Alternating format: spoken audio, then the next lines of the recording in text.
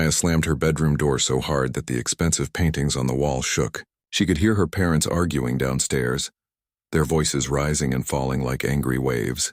This wasn't the first time, and she knew exactly what they were fighting about. Her. Again. Just 3 days ago, she'd been called into the principal's office at Golden Heights Academy, one of the most expensive private schools in the city. It was her third school in 2 years. The principal, a stern woman with glasses that seemed to magnify her disapproval, had delivered the news with barely concealed satisfaction. Maya was being expelled. The final straw had been skipping classes for an entire week to hang out at the mall with friends who didn't care about anything except the latest fashion trends and celebrity gossip. Her father had sat beside her in that office, his jaw clenched so tight she thought his teeth might crack. He didn't say a word during the drive home. The silence was worse than any lecture. Her mother had cried, which made Maya feel a strange mix of guilt and anger. Why couldn't they just leave her alone? She hadn't asked to be born into this life of expectations and pressure. Now lying on her king-sized bed in a room bigger than most people's apartments, Maya stared at the ceiling. Her phone buzzed constantly with messages from friends, but she ignored them. Deep down, beneath all her attitude and rebellion, she felt empty. Like she was drifting through life without any real direction or purpose. The knock on her door was firm. Her father's voice came through, calm but with an edge that made her stomach tighten. "Maya, come downstairs. We need to talk." She dragged herself off the bed and shuffled down the marble staircase. Her parents sat in the living room looking like they were about to deliver a verdict in court. Her father gestured to the chair across from them. Maya slouched into it, arms crossed, ready for whatever lecture they had prepared. "We've made a decision," her father began. He was a successful businessman who ran a large agricultural import company. Maya had never really understood what he did, and honestly, she'd never cared enough to ask. "You're going to spend the summer with Mr. Chen." Maya blinked. "Who?" "An old friend of mine from my childhood village. He runs a farm about 3 hours from here." The words took a moment to sink in. "A farm? Are you serious?" Maya's voice rose. "You're sending me to some random farm? That's your solution?" Her mother spoke up, her voice tired. "It's not random, Maya. Mr. Chen is like family. Your father grew up in that village before we moved to the city. This isn't a punishment, it's an opportunity." "An opportunity?" Maya laughed bitterly. "To what, shovel cow poop? Live in the middle of nowhere with no internet?" "You're basically sending me to prison." Her father's expression didn't change. "You'll work on the farm, real work. You'll learn what it means to earn something through effort. And maybe, just maybe, you'll figure out that the world doesn't revolve around shopping malls and social media." "This is insane." "You can't do this!" Maya jumped to her feet. "We can and we are," her father said firmly. "You leave on Saturday. Pack practical clothes. No phone, no laptop. Just you and some real responsibility for once in your life." Maya's face flushed red. "I hate you both." She stormed back upstairs, her dramatic exit somewhat ruined by the tears that started streaming down her face. The next 2 days passed in a blur of angry silence and desperate attempts to change their minds. Her friends told her to just run away, but where would she go? Despite all her rebellion, Maya had never actually been on her own. Everything had always been provided for her. The irony wasn't lost on her, even if she refused to admit it. Saturday morning came too quickly. Maya threw random clothes into a duffel bag, mostly designer jeans and fashionable tops that were completely impractical for farm work. Her mother tried to help, suggesting sturdy shoes and simple clothes, but Maya refused to listen. This whole thing was ridiculous, and she wasn't going to pretend otherwise. The drive to the village was long and uncomfortable. Her father tried to make conversation, telling her about his childhood, about how Mr. Chen had been like a mentor to him. But Maya stared out the window with her earbuds in, even though her phone had already been confiscated. She watched as the city buildings gave way to smaller towns, then to open fields and rural landscapes that looked like they belonged in a different century. Finally, they turned onto a narrow dirt road. Dust kicked up around the car as they bumped along. Maya felt her stomach sink with each passing minute. This couldn't be real. This had to be some kind of nightmare. The farm appeared around a bend in the road. It wasn't the worst thing she'd ever seen, but it definitely wasn't the luxury resort she was used to. A simple 2-story house sat surrounded by fields and gardens. There were chickens wandering around, a barn in the distance, and absolutely nothing else as far as she could see. An older man walked out to greet them. He was probably in his 60s, with deeply tanned skin from years in the sun, gray hair and eyes that crinkled at the corners like he smiled often. He wore simple work clothes and boots covered in dried mud. "Old friend," he called out warmly, embracing Maya's father like they were brothers. "Mr. Chen, it's been too long," her father replied, and Maya noticed his voice sounded different, softer, almost like a different person.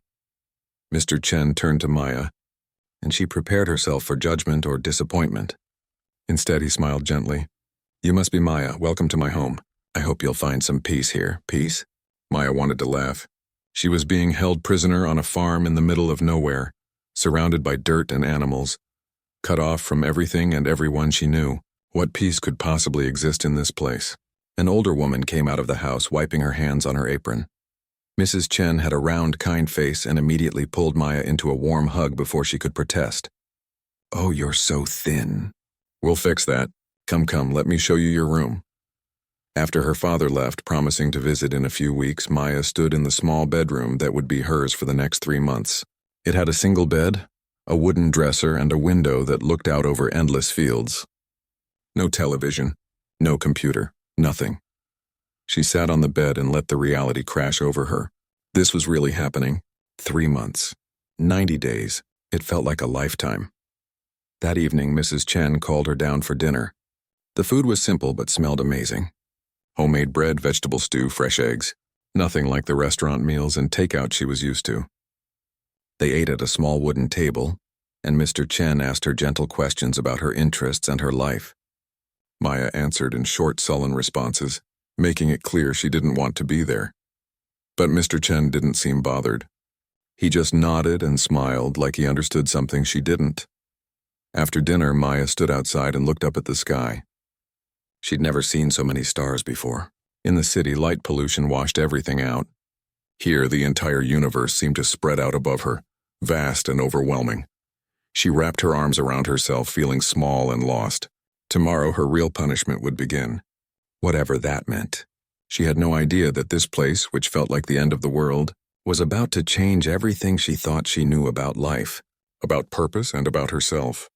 But that night, all she felt was anger, and the deep certainty that these 3 months would be the longest of her entire life.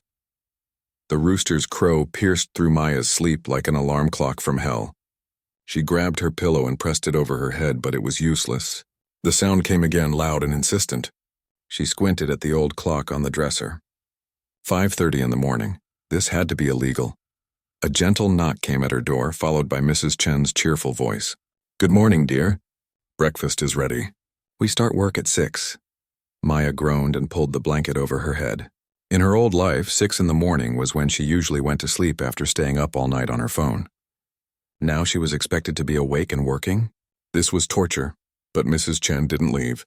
She opened the door slightly and peeked in. "Come now, the day is wasting. The chickens won't feed themselves." Chickens. She had to feed chickens. Maya wanted to cry, but she was too tired even for that. She dragged herself out of bed and looked at her reflection in the small mirror. Her hair was a mess and she had no proper products to fix it. Back home, her bathroom counter had been covered with expensive creams, serums, and makeup. Here she had a bar of plain soap and some basic shampoo. She felt like she'd traveled back in time. Downstairs, Mr. Chen was already finishing his breakfast. He wore work gloves and boots, ready for the day. "Good morning, Maya. Did you sleep well?" She mumbled something that might have been a response and slumped into a chair. Mrs. Chen placed a plate in front of her. Fresh eggs, homemade bread with butter, and some kind of porridge. Maya poked at it suspiciously. "Eat up," Mr. Chen said kindly. "You'll need energy for today's work." The food actually tasted good, though Maya would never admit it out loud. After breakfast, Mr. Chen handed her a pair of worn work gloves. "These were my daughter's when she was your age. They should fit." Maya followed him outside, her designer sneakers already getting dirty from the dust. The morning air was cool and fresh, so different from the polluted city air she was used to. She hated that she even noticed. Mr. Chen showed her how to scatter feed for the chickens. It seemed simple enough, but the birds swarmed around her feet in a way that made her jump back with a small scream. Mr. Chen chuckled softly. "They won't hurt you. They're just excited about breakfast like everyone else. Next came the vegetable garden. Mr. Chen handed her a small tool and showed her how to remove weeds without damaging the plants. Maya's manicured nails, painted a glossy pink just a week ago, were already chipped and dirty. Within an hour, her back ached from bending over. Within 2 hours, she wanted to quit everything. "Can we take a break?" she asked, trying not to sound too desperate. Mr. Chen looked at the sun's position. "Sure, we'll rest for 10 minutes, then move to the next section." 10 minutes? She needed 10 hours. The first week was absolute misery. Every muscle in Maya's body hurt. Her hands developed blisters that burst and stung. She'd never experienced real physical exhaustion before. At her old school's PE class had been a joke. She'd usually skip it or fake a headache. Now there was no escape. She collected eggs from the chicken coop, which was dusty and smelled terrible. She helped water the fields using heavy buckets because some areas didn't have hoses. She learned to recognize different plants and vegetables, though she couldn't care less about their names. She was assigned to help Mrs. Chen in the kitchen, cutting vegetables until her fingers cramped. Every night she collapsed into bed completely drained, usually right after dinner. There was no energy left for anger or rebellion, just exhaustion. The second week wasn't much better. Maya's body was adjusting slightly, but her attitude hadn't improved. She did the work because she had no choice, but she didn't speak more than necessary. Mr. Chen never pushed her to talk. He just worked alongside her, occasionally explaining something about the crops or the weather or the soil. One afternoon, while Maya was taking a water break in the shade of the barn, she noticed something strange. The barn had a small side building attached to it, with a heavy padlock on the door. She'd walked past it dozens of times but never really paid attention.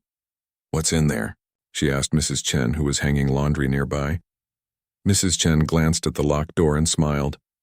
"Oh, that's Mr. Chen's private room. He keeps his old things there. Memories, you know." Maya's curiosity stirred for the first time since arriving. What kind of memories needed to be locked away? She imagined dusty boxes and old furniture.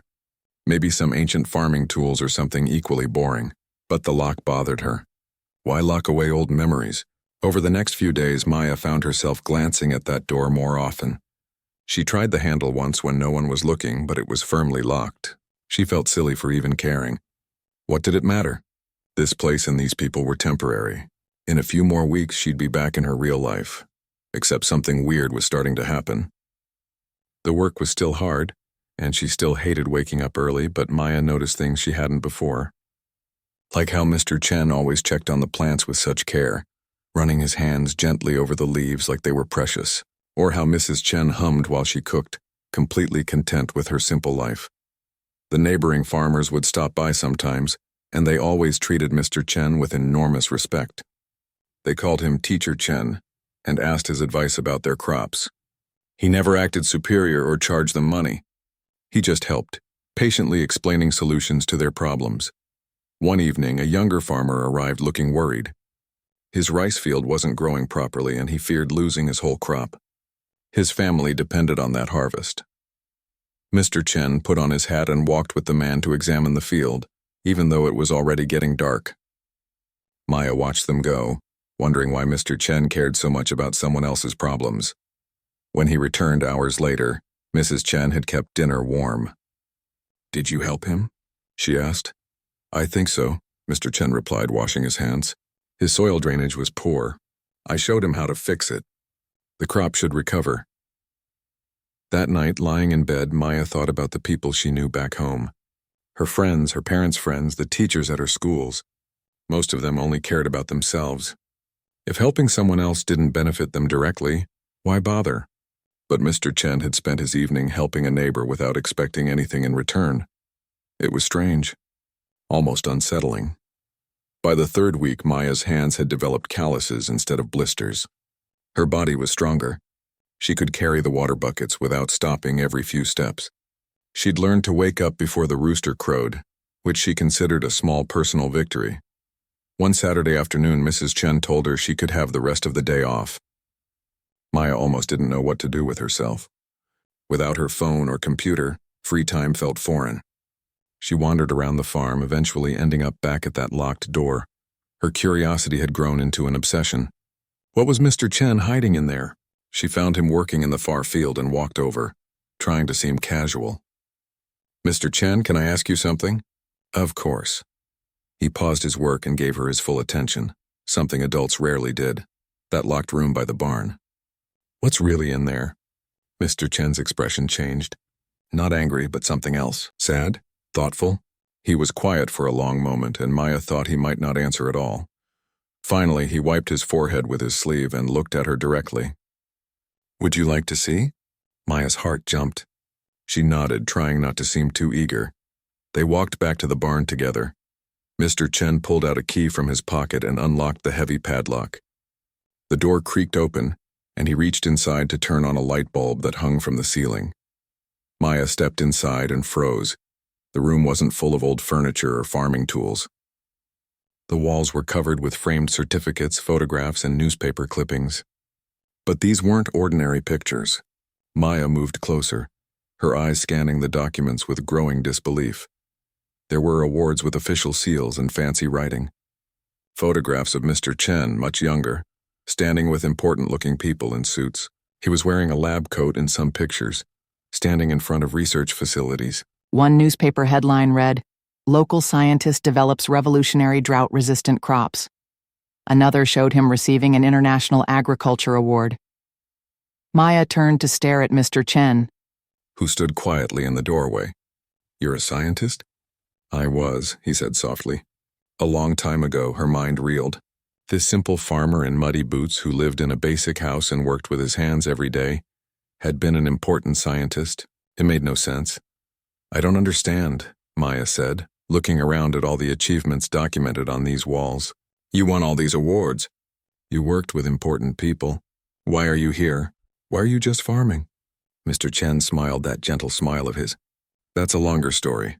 Come, let's sit down and I'll tell you. They sat on two old wooden stools in that room surrounded by his past. And as the afternoon light filtered through the dusty window, Mr. Chen began to tell Maya a story that would change everything she thought she knew about success, purpose, and what really mattered in life. She leaned forward, completely focused for the first time in years, ready to listen. Mr. Chen picked up one of the framed photographs from the wall. It showed him standing in a modern laboratory, surrounded by other scientists in white coats. He looked so different then, younger and wearing glasses, his hair still dark. I studied agricultural science at the National University, he began, his voice carrying memories from decades past. I was good at it, really good. After graduation, I was offered a position at the country's leading research institute. Everyone said I was lucky. My parents were so proud. Maya listened, trying to match this story with the humble farmer she'd been living with for 3 weeks. I worked on developing crops that could survive harsh conditions, drought-resistant rice, wheat that could grow in poor soil, vegetables that needed less water. He pointed to another photograph showing vast experimental fields. My team made real breakthroughs. We developed grain varieties that helped farmers in dry regions grow enough food to feed their families. That's amazing, Maya said, and she meant it. For once, she wasn't just being polite. Mr. Chen smiled. It was rewarding work. We published papers, won awards, got funding from international organizations. I traveled the world, speaking at conferences, meeting with government officials. I had everything I'd worked for. Success, recognition, respect. He paused, setting down the photograph. But then I came back to visit my home village. This village. It had been years since I'd been back. I was too busy with important work, you see. Too busy to visit the place that raised me. His voice grew quieter. The village had changed, and not in good ways. Young people had all left for cities looking for better opportunities. Only the elderly remained, struggling to farm with old methods. The soil was depleting. Harvests were shrinking. People I'd grown up with were barely getting by. Maya watched his face as he spoke. There was genuine pain there. I saw families who couldn't afford to send their children to school. I saw old farmers working themselves into exhaustion just to survive.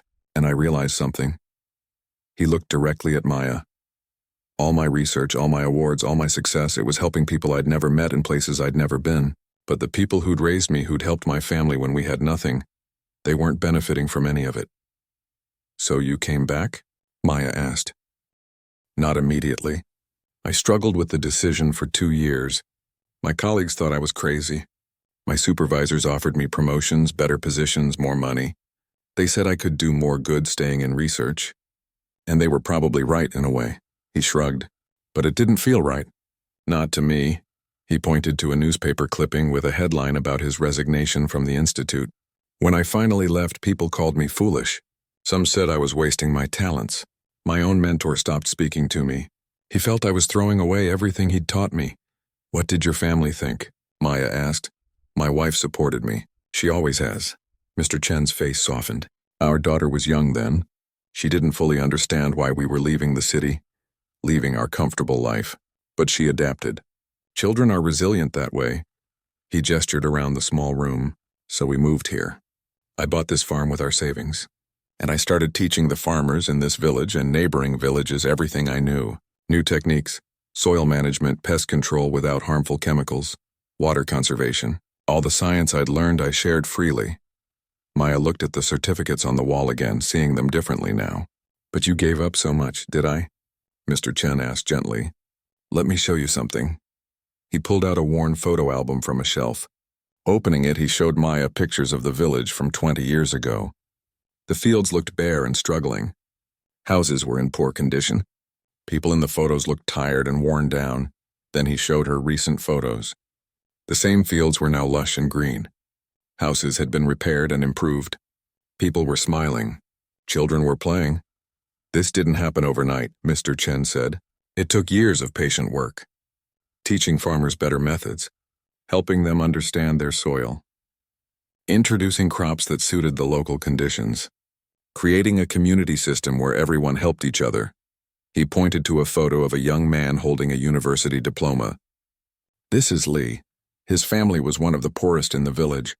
With better farming techniques, his parents increased their yield and income. They could afford to send him to college. Now he's an engineer. Another photo showed a small school building. We built this 5 years ago, funded by the improved harvests of local farmers. Now children don't have to walk 3 hours to the nearest school. Maya felt something shifting inside her chest, a feeling she couldn't quite name.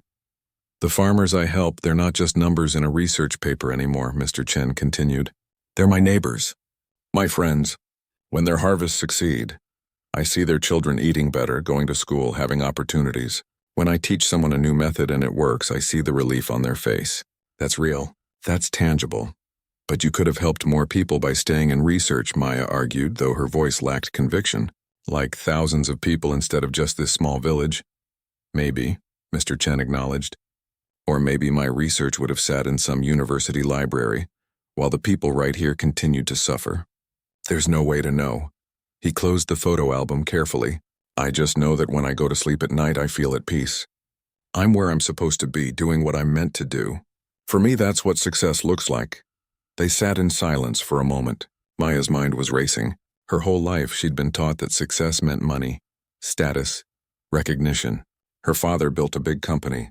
Her mother's friends competed over who had the nicest house, the most expensive car.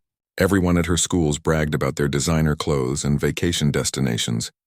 But this man had walked away from all of that. And he seemed happier than anyone she'd ever met. Why did you show me this? Maya asked quietly. Mr. Chen stood up, stretching his back. Because you asked. And because I thought you might understand eventually. You're searching for something, Maya, I can see it. You're angry and lost, pushing against everything because nothing feels right. I was like that once too. You? Maya couldn't imagine it. Oh yes. When I was young, I thought I had to prove something to everyone. I thought success meant being better than others, being recognized, being important. He smiled. It took me a long time to learn that real success is finding what makes your soul feel alive, and then doing that thing with everything you have. Even if nobody gives you an award for it. They walked out of the room together and Mr. Chen locked it again. Your father knows about all this by that way, he said casually. Maya stopped. He does?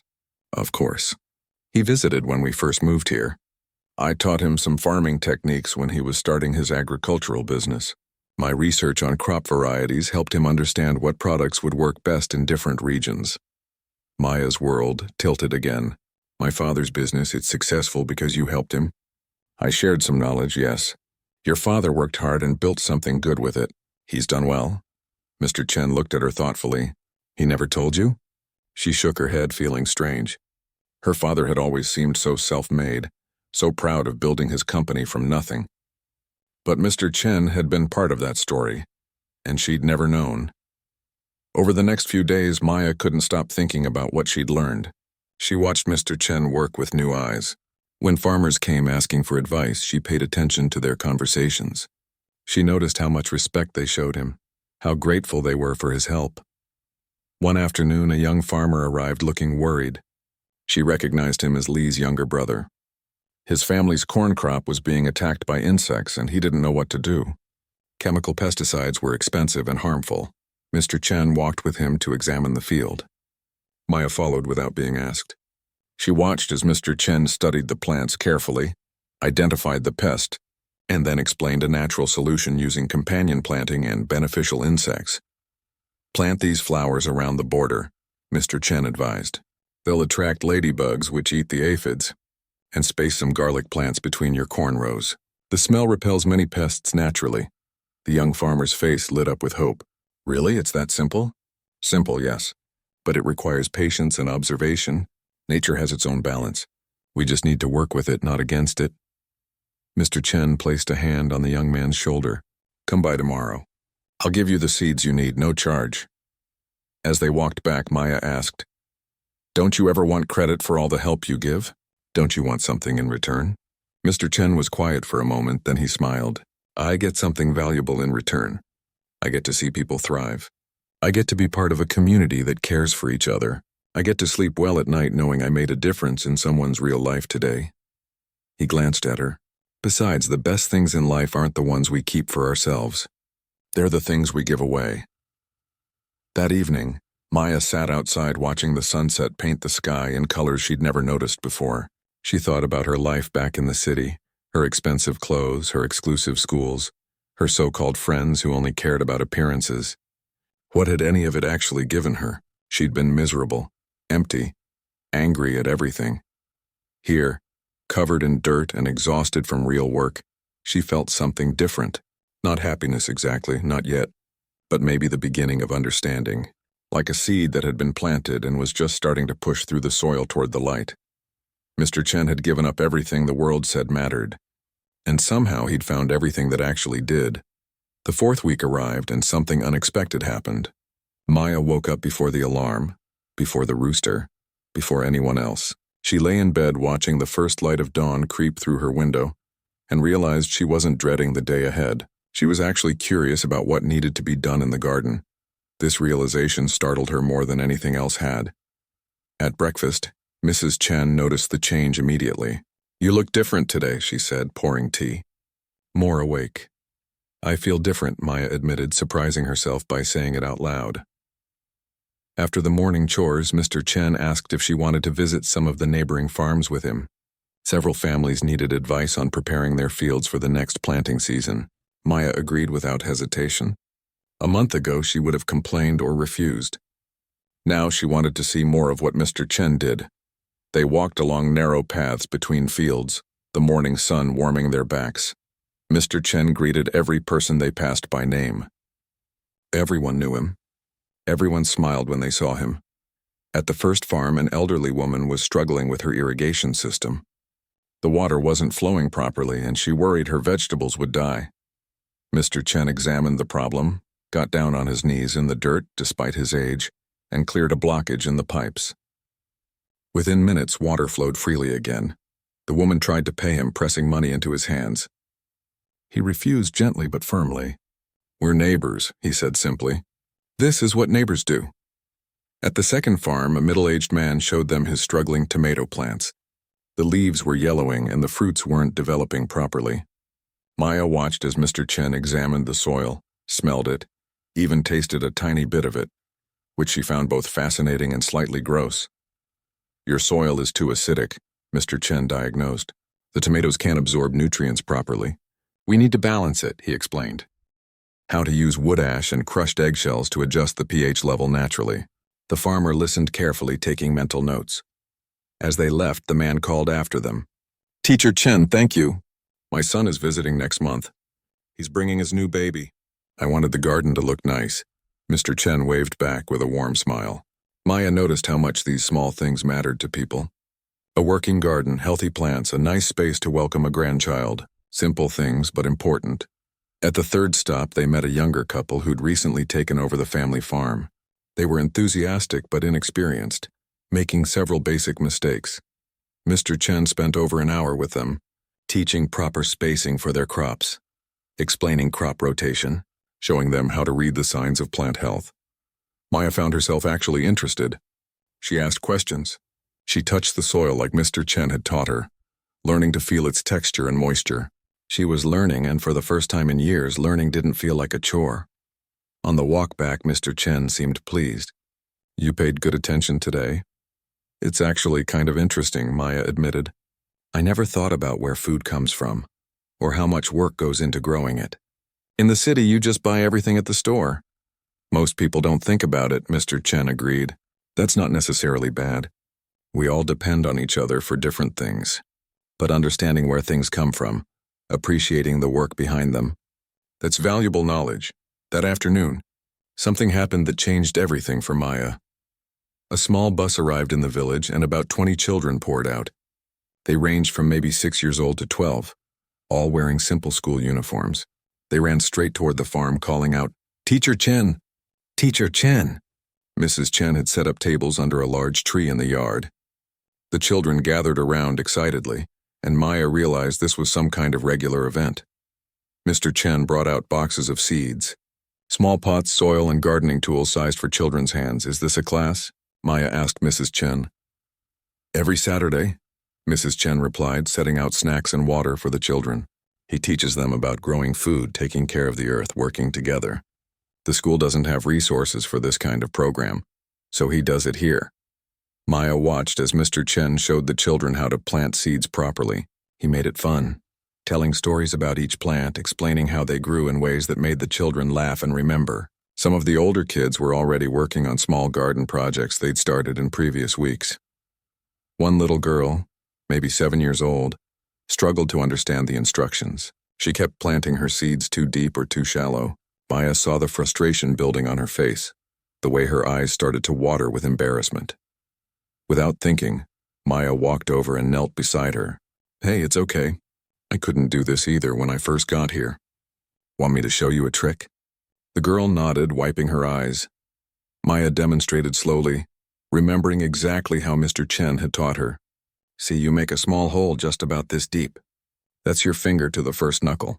Then you drop the seed in gently, like you're tucking it into bed. Then you cover it softly with soil, not pressing too hard. And then you give it a tiny bit of water, just enough to say hello." The little girl tried again, following Maya's instructions. This time she got it right. Her whole face lit up with pride. "I did it." "You did?" Maya found herself genuinely happy for this child she'd never met before. More children came over, asking Maya for help. She spent the next 2 hours working with them, teaching what she'd learned, discovering that helping others learn was actually satisfying in a way she'd never experienced. The children didn't care that her clothes were dirty or that she had no makeup on. They just saw someone who was helping them, and they responded with pure, honest gratitude. When the children finally left, climbing back onto their bus with their little pots of planted seeds, Maya felt exhausted but good. Really good. Mrs. Chen handed her a glass of cold water. "You're a natural teacher." "I've never taught anything before," Maya said. "You have patience and kindness when you want to show it," Mrs. Chen replied. "That's what good teaching needs." That evening, Maya couldn't stop thinking about those children, especially the little girl who'd struggled and then succeeded. That moment of pride on her face had been worth more than any designer handbag or viral social media post Maya had ever cared about. The next day was Sunday, a rest day. Maya was cleaning her room when she found an old notebook in the dresser drawer. On impulse, she started writing. Not for school, not because someone made her, but because she wanted to. She wrote about the children, about teaching them, about ideas for making the lessons even better. What if she created picture guides that showed planting steps clearly? What if she made up songs or rhymes to help them remember important information? What if there was a way to make learning about farming feel like an adventure instead of a chore? The ideas flowed faster than she could write them down. She sketched simple drawings, planned activities, thought about different ways to engage children of different ages. Hours passed without her noticing. Mrs. Chen called her for lunch and found her surrounded by papers covered in notes and drawings. "What's all this?" Maya looked up, almost embarrassed. I had some ideas for the children's gardening class. Ways to make it more fun, more interactive. Is that weird? Mrs. Chen smiled warmly. It's wonderful. Show Mr. Chen after lunch. He'll be so pleased. After lunch, Maya nervously presented her ideas. Mr. Chen listened carefully, studying her drawings and notes. Finally, he looked up at her with those kind, crinkled eyes. These are excellent ideas, Maya. Really creative and thoughtful. Would you like to help me with the class next Saturday? You could try some of these activities with the children. Really? Maya's heart jumped. You'd let me do that? Of course. You connected with them naturally. They liked you, and these ideas, he tapped her notebook. They show you've been paying attention, thinking deeply. That's the mark of a real teacher. The week that followed was different from all the others. Maya still did her farm chores, but now she also spent time preparing for Saturday's class. She created colorful picture cards showing planting steps. She wrote simple songs about different vegetables. She gathered smooth stones and painted them to look like different seeds, making a matching game. Mrs. Chen helped her make picture books from folded paper and colored pencils. Mr. Chen contributed scientific facts that Maya turned into kid-friendly stories. The whole thing became a project, and Maya poured herself into it with an energy she'd forgotten she had. She also started noticing other things around the village. There was a small community center that was rarely used because it was so plain and uninviting. She imagined painting a mural on the outside wall, something colorful and inspiring, maybe involving the children in creating it. There was a pile of old wooden crates behind the barn that could be turned into raised garden beds for the children to have their own little plots. There were so many possibilities, so many ways to make things better.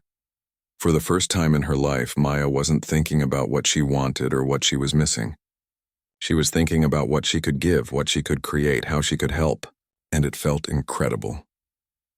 On Friday evening, while reviewing her preparations for the next day's class, Maya found herself smiling. Actually smiling alone in her room, excited about teaching a bunch of village children about planting vegetables. 6 weeks ago, if someone had told her this would happen, she would have laughed in their face. But here she was, and the strangest part was that she couldn't remember the last time she'd felt this alive, this purposeful, this real. Mrs. Chen knocked and entered with fresh laundry. She saw Maya surrounded by her teaching materials, saw the expression on her face, and nodded knowingly. You're finding it, aren't you? Mrs. Chen said softly. Finding what? Maya asked. Yourself, who you really are, underneath everything else. Maya looked down at her calloused hands, her simple clothes, her drawings and notes scattered around her. 6 weeks ago, she'd been lost, angry, empty. Now she was still figuring things out, but she wasn't empty anymore. She was full of purpose, full of ideas, full of something that felt surprisingly like hope. Yeah, Maya said quietly. I think maybe I am. Saturday's class was a complete success. The children loved Maya's songs and games. They laughed and learned and got their hands dirty planting seeds in their decorated pots. One little boy told her she should be a teacher when she grew up. Maya laughed but felt something warm spread through her chest at the idea. As the children's bus pulled away, Mr. Chen put a hand on her shoulder. You have a gift for this. Don't forget that. The days began to blend together in the best way possible. Maya fell into a rhythm that felt natural, almost like breathing. Wake before dawn. Help with the animals and garden, visit neighboring farms with Mr. Chen, prepare for the weekly children's class, help Mrs. Chen with cooking while learning family recipes passed down through generations. One evening, while washing vegetables at the sink, Maya caught her reflection in the window. She barely recognized herself. Her skin was tanned and healthy from the sun. Her arms showed actual muscles from real work. Her hair, which she'd always fussed over constantly, was pulled back in a simple braid. She wore no makeup, no jewelry, no designer labels, and somehow she looked more like herself than she ever had before. The 8th week brought an unexpected visitor. Maya was teaching a younger farmer about companion planting when she heard a car engine. Her heart sank slightly. She knew that sound. It was her father's expensive sedan, completely out of place on the dirt roads. Her parents had come to visit just as they'd promised. Maya wiped her dirty hands on her work pants and walked toward the house, feeling nervous for reasons she couldn't quite explain. Her mother stepped out of the car first, looking around with barely concealed horror at the simple farm. Her father emerged next, wearing a business suit that seemed ridiculous in this setting. They both stared at Maya as she approached, Maya, her mother said, sounding uncertain. Is that really you? Hi, Mom. Dad. Maya suddenly felt self-conscious about her appearance, her dirty clothes, her sun-darkened skin. Her mother rushed forward and hugged her, then held her at arm's length. You look so different. Are you eating enough? Are you okay? I'm fine, Mom. Actually, I'm really good. Her father was quieter, studying her with an expression she couldn't read. Mr. Chen came out to greet them warmly, and Mrs. Chen insisted they stay for lunch. The meal was awkward at first. Maya's parents clearly didn't know what to make of the transformation in their daughter. She wasn't sullen or angry. She wasn't complaining or demanding to leave. She was calm, present, engaged in conversation. After lunch, Maya offered to show them around the farm. As they walked, she explained the different crops, the irrigation system, the natural pest control methods she'd learned. She showed them the children's garden area where the Saturday classes happened. Her words flowed easily, enthusiastically, so different from her usual monosyllabic responses. Her mother looked increasingly confused. Her father remained quiet, but Maya noticed he was really listening, really watching her. And next week, we're starting a project to create a community teaching garden, Maya explained excitedly, where different families can have their own plots. And we'll teach sustainable farming techniques. Mr. Chen has so much knowledge, and I'm documenting everything, creating guides that people can actually use and understand. You're documenting agricultural techniques? Her mother asked, bewildered. Yeah, it's actually fascinating how much science is involved in farming. Soil chemistry, plant biology, ecosystem management. Mr. Chen knows so much, but a lot of it's just in his head. I'm writing it down, making it accessible, adding illustrations. Some of the younger farmers have said it's really helpful. They reached the barn and Maya hesitated before speaking. There's something I want to tell you. About Mr. Chen. Did you know he was a famous agricultural scientist? Her father finally spoke. Yes, I knew. And that he helped you when you were starting your business? Her father's jaw tightened slightly. Yes. Why didn't you ever tell me? Maya asked, not accusingly, but genuinely curious. He was quiet for a long moment. Because I was ashamed, he finally admitted. I've spent years taking credit for building my company from nothing. The self-made businessman. But the truth is, without Mr. Chen's knowledge, without the research he shared freely when I was struggling, I would have failed. He gave me the foundation for everything, and I never properly acknowledged it. Maya's mother looked shocked. She clearly hadn't known this either. He doesn't want acknowledgement, Dad, Maya said softly. That's not why he does anything. But maybe that's something we could learn from. Her father looked at her with something like wonder. When did you become so wise? I'm not wise. I'm just starting to understand things differently. That evening after dinner, Maya's parents prepared to leave. Her mother pulled her aside. Maya, honey, do you want to come home? You've done your time here. We can leave right now if you want. Maya looked around the farm at the fields she'd worked, the garden she'd helped nurture, the small house that had become a home. She thought about the children coming next Saturday, about the teaching garden project, about all the things she still wanted to learn and do. No, she said firmly. I want to stay, but your punishment is over. You don't have to stay if you don't want to. I know, but this isn't punishment anymore, Mom. This is where I want to be. Her mother's eyes filled with tears. I don't understand. You have your whole life ahead of you. University, career, opportunities. You want to throw all that away to stay on a farm? I'm not throwing anything away. I'm finding something, maybe for the first time. Maya took her mother's hands. I want to study agriculture, Mom, real study like Mr. Chen did. I want to understand how to help people grow food sustainably, how to teach communities to be self-sufficient. There's so much work to be done, so many places that need this knowledge. But that's not glamorous or prestigious, her mother protested weakly. No, it's not. But it's real. It matters. When I help someone understand how to save their crop, when I teach a child how to grow their own food, when I see families thriving because they have better farming techniques, that means something. That's worth more than any designer dress or exclusive club membership I ever cared about. Her father approached, having overheard. To Maya's surprise, his eyes were wet. You sound like Mr. Chen when he was young, passionate, purposeful, certain about what matters. Is that a bad thing?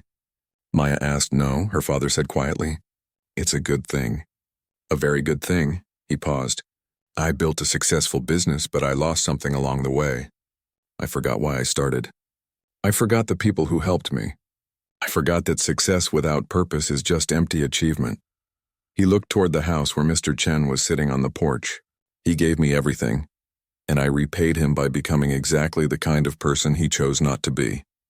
Someone who measures worth in money and status instead of impact and contribution. Maya hugged her father, something she hadn't done in years. It's not too late to remember, Dad. When her parents finally drove away, Maya stood waving until their car disappeared. She felt lighter somehow, like she'd been carrying something heavy and had finally set it down. The remaining weeks of summer flew by. Maya threw herself into every project with complete dedication. She helped build raised garden beds for the community teaching garden. She painted a bright, colorful mural on the community center wall with help from the children. She created comprehensive guides on sustainable farming practices, combining Mr. Chen's scientific knowledge with simple language and helpful illustrations. Local farmers started coming specifically to ask for Maya's guides. They appreciated how she made complex information accessible and practical. Word spread beyond the village. Farmers from neighboring areas visited to learn about the programs Mr. Chen and Maya were running. One afternoon, a reporter from a regional newspaper arrived to write a story about the community teaching garden project. She interviewed Mr. Chen, local farmers, and Maya. When the article was published a week later, it featured a photograph of Maya kneeling in the garden, surrounded by children, all of them covered in dirt and smiling. The headline read, "City Girl Finds Purpose in Rural Farming Education Program." Maya's former friends saw the article online and sent confused messages. Some made fun of her. Others couldn't understand why anyone would choose farming over the city life. Maya read their messages and felt nothing but pity. They were still searching for meaning in shallow things, still empty behind their carefully curated social media posts. When summer officially ended and it was time to return home for school, Maya sat down with her parents during their final visit. "I've made a decision," she announced. "I'm not going back to regular school." Her mother looked panicked, but Maya quickly continued. "I want to apply to the agricultural university, the same one Mr. Chen attended. They have a program that combines scientific research with practical community development. It's exactly what I want to do." Her father surprised her by nodding immediately. "I'll support that. Whatever you need. There's one more thing," Maya added. "I want to come back here every summer and during breaks. There's so much more to do. The teaching garden is just the beginning.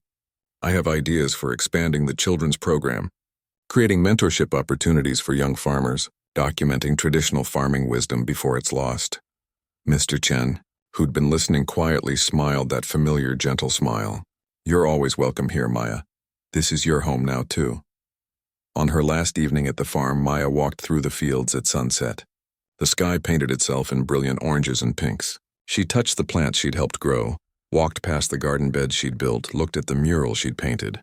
3 months ago, she'd arrived here angry and lost, seeing this place as a prison.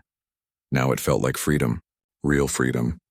Not the fake freedom of doing whatever she wanted without consequences, but the deep freedom that came from knowing her purpose, understanding her values, and choosing to live by them. She'd been sent here as punishment and found her calling. She'd been forced to leave behind everything she thought she needed and discovered everything she actually wanted. She'd lost her old life and found her real one. Mrs. Chen found her standing there and wrapped an arm around her shoulders. "You know what the best part is?" the older woman said softly. "This is just the beginning. You have your whole life ahead of you to do good work, to help people,